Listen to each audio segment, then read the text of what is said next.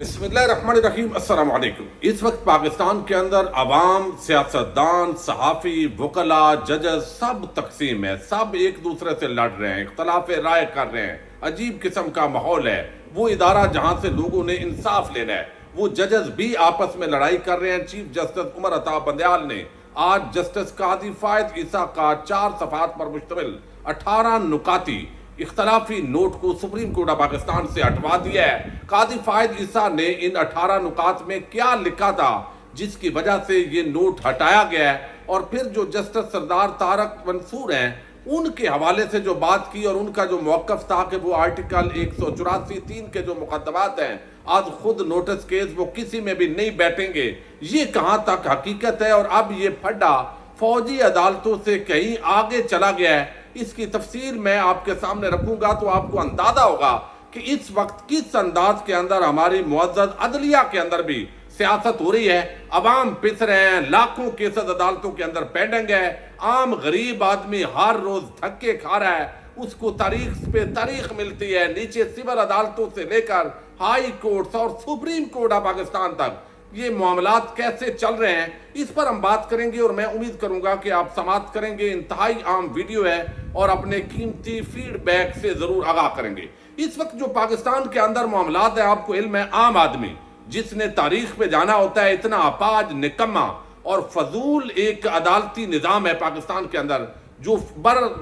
साल साल फैसले नहीं होने देता। सिविल मुकदमात में देखें तो आपको नजर आएगा कि दादाजी ने मुकदमा किया और आज पोता वो भी बुजुर्ग हो गया है, वो मुकदमात जो है अभी तक फैसले नहीं हुए। अगर सिविल कोर्ट से फैसला हुआ, फिर डिस्ट्रिक्ट कोर्ट गया, फिर हाई कोर्ट गया, फिर सुप्रीम कोर्ट ऑफ पाकिस्तान में गया, सुप्रीम कोर्ट में पड़ा रहा, बिल आखिर जजेस बेदार हुए आपस की लड़ाई से, फिर उस पर फैसला हुआ, फिर उसकी एग्जीक्यूशन के लिए उसी सिविल कोर्ट को भेज दिया जाता है। अब यहाँ मामला क्या है कि हाई कोर्ट लाहौर के अंदर जजेस की तैनाती थी, 60 जजेस का होना जरूरी है, जितने इस वक्त तकरीबन 10 लाख से जायद मुकदमात लाहौर हाई कोर्ट में पड़े हुए हैं। इसी तरीके से पाकिस्तान की अदालतों में तकरीबन 20 लाख के करीब मुकदमात इस वक्त जेर समात है। कोई मैकेनिज्म नहीं है, ना किसी हुकूमत को, ना किसी अपोजिशन को, ना जजेस को कोई तरीकाकार नहीं है, ना ही वकला जो सियासतदान है, जो वैसे तो बार एसोसिएशन होती हैं, वैसे तो बेंच और बार उन्होंने आपस में तावन करना होता है,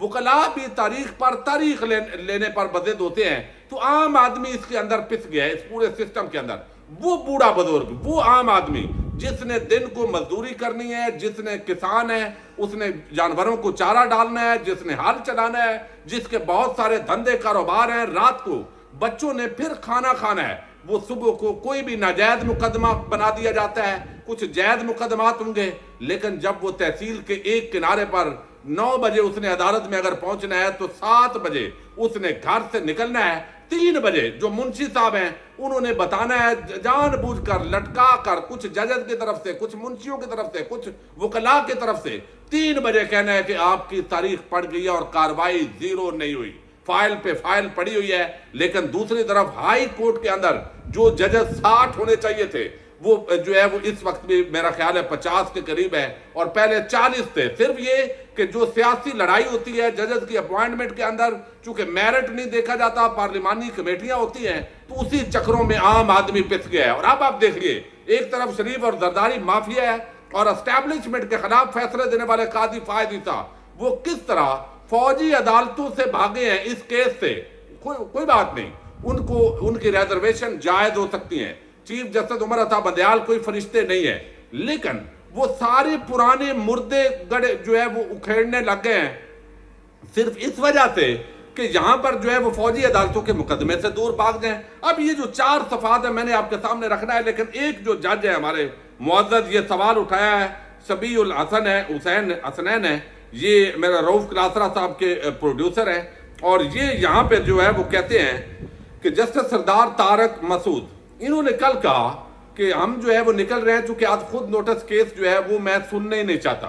तो ये मैंने फैसला कर लिया है। अब ये जो जज साहब है, इन्होंने अभी चंद दिन पहले इसी तरह का आज खुद नोटिस केस की समाअत जो हुई है वो सुनी है। वो कहते हैं कि जस्टिस सरदार तारक मसूद ने जस्टिस काजी फायद ईसा से इत्तफाक किया कि प्रैक्टिस एंड प्रोसीजर एक्ट पर जब तक फैसला नहीं हो जाता तब तक आइन के आर्टिकल 184(3) के केसेस नहीं सुनेंगे। تو پھر انہوں نے جماعت اسلامی کے پاناما پیپرز میں شامل ناموں کی تحقیقات کے لیے 184(3) کے تحت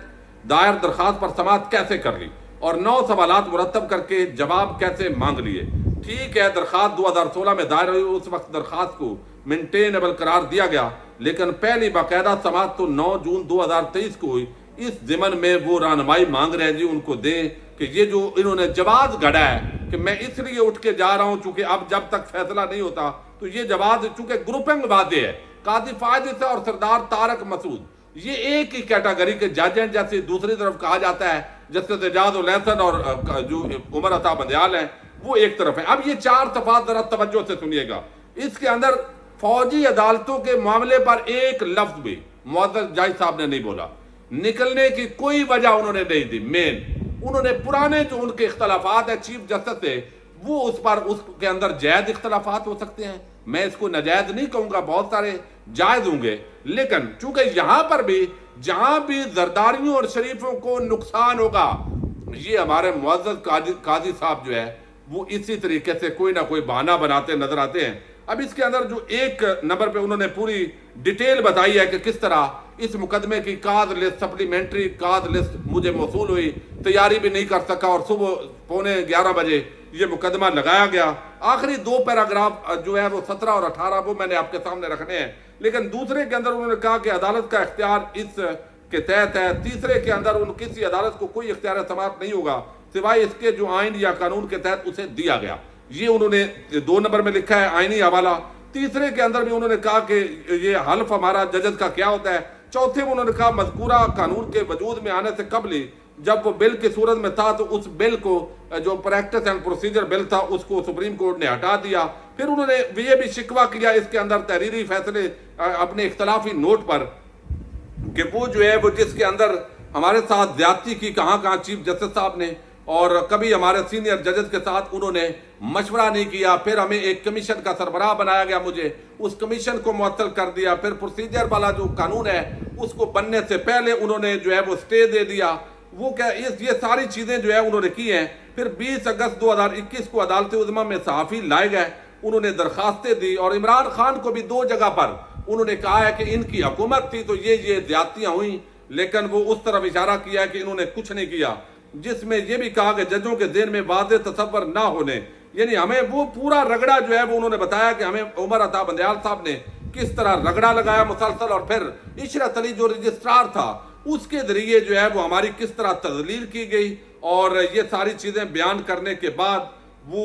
جو آخری 2 پیراگراف ہیں وہ میں اصل میں آپ کے سامنے رکھنا چاہتا ہوں، چونکہ یہ ہٹا دیا گیا ہے اختلافی note supreme court of Pakistan کی ویب سائٹ سے، پہلے بھی ہٹایا گیا تھا اور ان ججز کے درمیان پھڈا پڑا تھا۔ اب ایک اس کی وجہ یہ بتائی جا رہی ہے چونکہ یہ کوئی فیصلہ نہیں ہے تو فیصلہ جو 7 رکنی بینچ کا ہوگا وہ ویب سائٹ پر لگے گا۔ اختلافی نوٹ چونکہ اب نیا بینچ سن رہا ہے تو قاضی صاحب نے جب سنا ہی نہیں ہے تو اس کی وجہ سے وہ نہیں آئے گا۔ اب اس کے اندر کتنی جسٹیفیکیشن ہے وہ آپ اس پر بات کریں، لیکن آخر میں وہ کہتے ہیں کہ جب سے میری تعیناتی عدالت عظمیٰ میں ہوئی ہے 5 ستمبر 2014 تب سے آج تک میں نے کبھی کسی مقدمے سے گریز نہیں کیا، الا یہ کہ کوئی ایسا مقدمہ ہو جس میں بلوچستان ہائی کورٹ کے چیف جسٹس کے طور پر میرا فیصلہ ہو یا حکم ہو یا اس کا تعلق میرے خاندان یا دوستوں سے ہو، یعنی کنفلکٹ آف انٹرسٹ کی وہ بات کر رہے ہیں۔ اس لیے 14 اپریل 2023 جب اس قانون کو معطل کیا گیا میں عدالت میں نہیں بیٹھا۔ اگر اب یہ مقدمات سنوں گا تو خود ہی اپنے موقف جو میری نظر میں آئینی اور قانونی ہے کی خلاف ورزی کروں گا۔ آج دن تک معزز چیف جسٹس عمر عطا بندیال نے میرے موقف کی تردید نہیں کی بلکہ حضور نے تو جواب دینا بھی گوارا نہیں کیا۔ یہ لڑائی کا لیول ہے بھائی۔ آگے آخری پیراگراف میں وہ لکھتے ہیں 18 نمبر پیراگراف میں، مجھے اس بات کا بھی بخوبی ادراک ہے کہ معزز چیف جسٹس عمر عطا بندیال نے اپنے معزز ساتھیوں کو بلا وجہ ایک غیر ضروری کشمکش میں الجھا دیا ہے۔ اس ناچیز کو رائے میں عدالت عظمیٰ کے سربراہ کو ایسا نہیں کرنا چاہیے۔ نہایت احترام سے مجھے یہ کہنے پر مجبور کیا گیا ہے کہ عدالت عظمیٰ جیسا آئینی ادارہ کسی فرد واحد کی مرضی سے نہیں چل سکتا۔ وضاحت بھی ضروری ہے کہ supreme court practice and procedure act 2023 کی دفعہ 2 کا اطلاق صرف چیف جسٹس اور اگلے 2 سینئر ججوں پر ہوتا ہے۔ معزز جسٹس سردار طارق مسعود نے بھی اس وجہ سے شروع میں کسی بھی بینچ میں بیٹھنے سے کنارہ کشی اختیار کی، لیکن پھر یہ فرمایا کہ عدالت عظمیٰ میں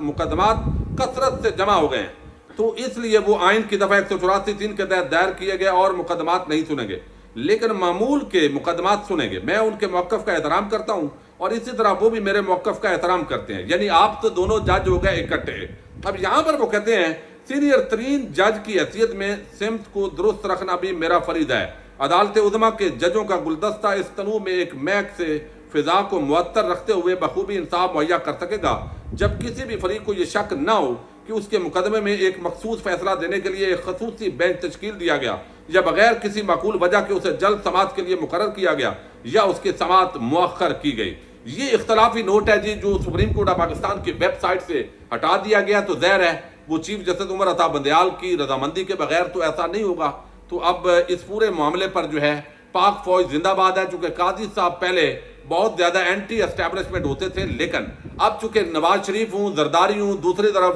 تو بظاہر ان کی جو نظر آ رہا ہے انصاف وہ اس طرف نظر آ رہا ہے بہرحال. تو اب یہ اچھی بات ہے اور الحمدللہ فوجی عدالتوں کا معاملہ پیچھے رہ گیا ہے اور قاضی صاحب نے چیف جسٹس عمر عطا بندیال سے پھڈا ڈال دیا ہے. اور یہ لڑائی اب ہمارے میڈیا کی زینت بنے گی، ٹاک شوز ہوں گے، حامد میر، سلیم صافی، پورا طبقہ ملامتیہ اسی پر بات کرے گا اور آپ باقی جو ہے وہ ڈگڈگی بجائیں گے. چیف جسٹس اور باقی ججز کے خلاف مہم ہوگی اور اس فیصلے کو انہوں نے کہا ہے ماننا انہوں نے ویسے ہی نہیں ہے حکومت نے. تو یہ اس وقت جو ہے وہ کریڈیبلٹی ہے جن اداروں نے پاکستان کو انصاف دینا ہے. پاکستان زندہ باد، پاک فوج پائندہ باد.